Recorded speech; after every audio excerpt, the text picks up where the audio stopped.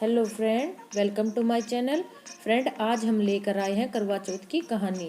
इस दिन पत्नी अपने पति की लंबी उम्र के लिए व्रत रखती है। इस दिन वह सातों श्रृंगार करके दिन में करवा चौथ माता की पूजा करती है और उसकी कहानी कहती है और शाम को चंद्रमा को अर्घ देकर अपना व्रत खोलती है। और वह अपनी सासू माँ और ननंद का बाना निकालती है और उन्हें बाना देकर आशीर्वाद लेती है कि उनकी पति की आयु लंबी हो, वह बिल्कुल स्वस्थ रहे, दूधो ना हो पूतो फले। तो चलिए करवा चौथ की कहानी को शुरू करते हैं।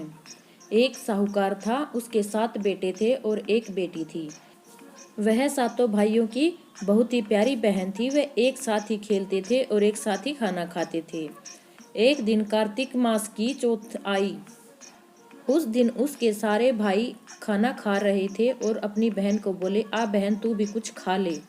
तो बहन बोली, नहीं भाई, आज मैं खाना नहीं खाऊंगी, मैंने करवा चौथ का व्रत रखा है, जब चांद निकलेगा तभी मैं खाना खाऊंगी।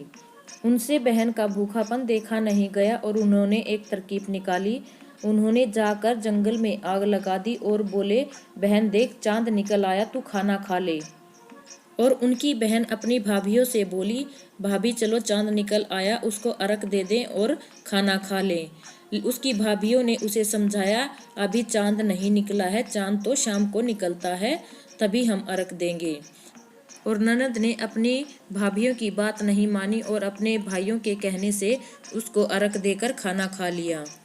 व्रत के टूटते ही अपशकुन होने शुरू हो गए। उन्होंने जब पहला निवाला तोड़ा तो उसमें बाल निकल आया और जब उन्होंने दूसरा निवाला तोड़ा तो राजा के घर से बुलावा आ गया कि राजा का लड़का बीमार है, जल्दी भेजो।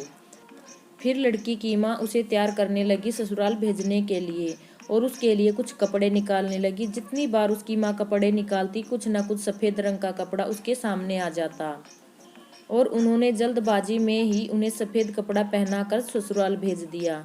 और माँ ने लड़की के पल्ले में एक सोने का टका बांध दिया और बोली, रास्ते में जो भी मिले तुम उसके पैर छूना और उससे सदा सुहागन का आशीर्वाद लेना और उसे ये टका दे देना।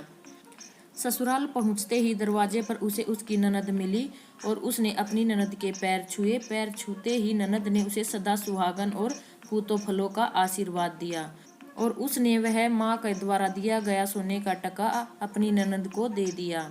जैसे ही वह अंदर गई तो उसने देखा कि उसका पति बहुत बीमार पड़ा है। अब उसको और उसके पति को एक कोठड़ी में छोड़ दिया। उन्होंने अपने पति की 1 साल तक बहुत सेवा की।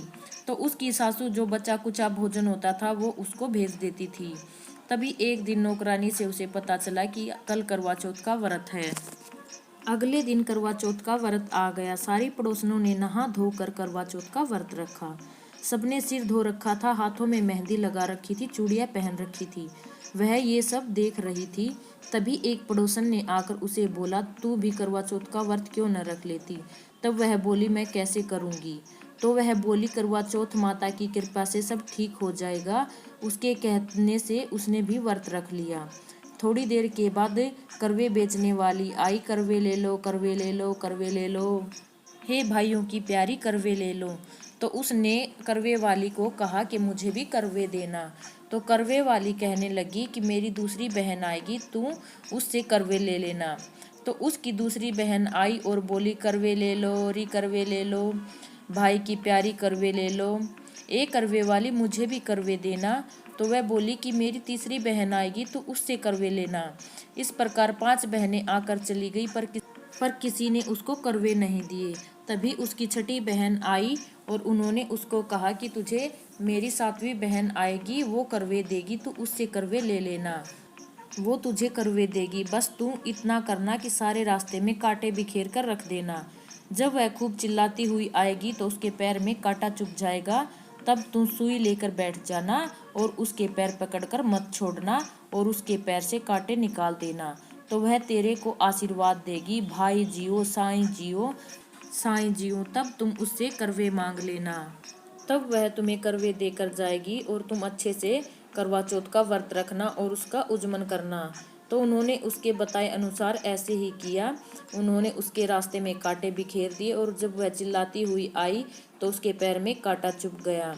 उसने उसका पैर पकड़ लिया और कांटा निकाल दिया और उससे और बदले में उसे सदा सुहागन और करवे मिले। फिर उन्होंने करवा चौथ का व्रत रखा और उसका उजमन की तैयारी करने लगी। तो राजा का लड़का भी ठीक हो गया और वह बोला कि मैं तो बहुत सोया। वह बोली कि आप सोए नहीं, 12 महीने हो गए मैंने तेरी सेवा करते करते, और अब मुझे चौथ माता ने सुहाग का वरदान दिया है। उसका पति बोला, चौथ माता का उजमन अच्छी तरह से करेंगे। फिर क्या था, उन दोनों ने मिलकर चौथ माता की कहानी सुनी और अच्छे से उजमन किया। और उजमन करने के बाद वे दोनों जने चौपड़ खेलने लगे। इतने में उनकी बांधी तेल की पतीली और एक छोटी सी गुड़ की डली लेकर आ गई। दोनों को इस तरह से हंसता खेलता देखकर वह उनकी सासू से जाकर बोली कि महलों में तो बहुत ही रौनक है, तेरी बहू चौपड़ सार खेल रही है। इतनी सुनकर सासू देखने आई तो दोनों को इस तरह से देखकर वह बहुत ही खुश हुई और बहू ने अपनी सासू के पैर दबाए और सासू बोली, बहू सच बता तूने क्या किया। तो उसने अपना पूरा हाल अपनी सासू को बताया।